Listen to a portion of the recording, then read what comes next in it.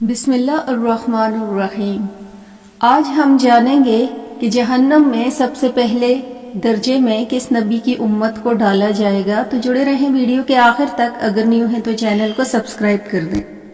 ایک بار جبرائیل علیہ السلام نبی کریم صلی اللہ علیہ وآلہ وسلم کے پاس آئے تو آپ صلی اللہ علیہ وآلہ وسلم نے دیکھا کہ جبرائیل علیہ السلام کچھ پریشان ہیں۔ آپ نے فرمایا، جبرائیل کیا معاملہ ہے کہ آج میں آپ کو غمزدہ دیکھ رہا ہوں؟ جبرائیل علیہ السلام نے عرض کی کہ اے محبوب، کل میں اللہ پاک کے حکم سے جہنم کا نظارہ کر کے آیا ہوں۔ اس کو دیکھنے سے مجھ پہ غم کے آثار نمودار ہوئے ہیں۔ نبی کریم صلی اللہ علیہ وآلہ وسلم نے فرمایا، جبرائیل مجھے جہنم کے حالات بتاؤ۔ جبرائیل علیہ السلام نے عرض کی، جہنم کے کل 7 درجات ہیں۔ ان میں سے اوپر والے 6 درجے میں اللہ تعالیٰ مشرق کے لوگوں کو ڈالیں گے۔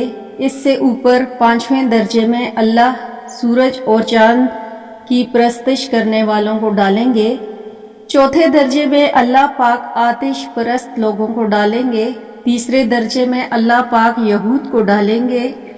2 درجے میں اللہ تعالیٰ عیسائیوں کو ڈالیں گے۔ یہ کہہ کر جبرائیل علیہ السلام خاموش ہو گئے تو نبی کریم صلی اللہ علیہ وآلہ وسلم نے پوچھا کہ جبرائیل آپ خاموش کیوں ہو گئے؟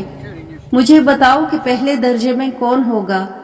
جبرائیل علیہ السلام نے عرض کیا، اے اللہ کے رسول، پہلے درجے میں اللہ پاک آپ کی امت کے گناہگاروں کو ڈالیں گے۔ جب نبی کریم صلی اللہ علیہ وآلہ وسلم نے یہ سنا کہ میری امت کو بھی جہنم میں ڈالا جائے گا تو آپ بے حد غمگین ہوئے اور آپ نے اللہ کے حضور دعائیں کرنا شروع کی۔ 3 دن ایسے گزرے کہ اللہ کے محبوب مسجد میں نماز پڑھنے کے لیے تشریف لاتے، نماز پڑھ کر حجرے میں تشریف لے جاتے اور دروازہ بند کر کے اللہ کے حضور رو رو کر فریاد کرتے۔ صحابہ حیران تھے کہ نبی کریم صلی اللہ علیہ وآلہ وسلم پہ یہ کیسی کیفیت طاری ہوئی کہ مسجد سے حجرے جاتے ہیں، گھر بھی تشریف لے کر نہیں جاتے۔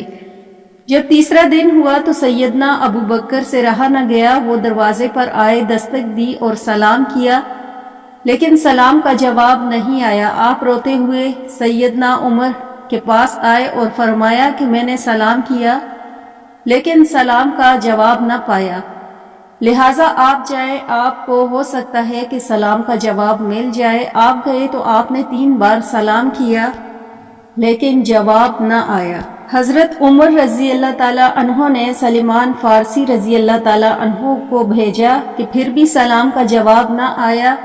حضرت سلمان فارسی رضی اللہ تعالیٰ عنہ نے واقعے کا تذکرہ علی رضی اللہ تعالیٰ عنہ سے کیا۔ انہوں نے سوچا کہ جب اتنے عظیم شخصیات کو سلام کا جواب نہ ملا تو مجھے بھی نہیں ملنا چاہیے، بلکہ مجھے ان کی نور نظر بیٹی فاطمہ اندر بھیجنی چاہیے۔ لہٰذا آپ نے فاطمہ رضی اللہ تعالیٰ عنہ کو سب احوال بتا دیا۔ آپ حجرے کے دروازے پر آئیں اور سلام کیا۔ بیٹی کی آواز سن کر محبوب کائنات اٹھے، دروازہ کھولا اور سلام کا جواب دیا۔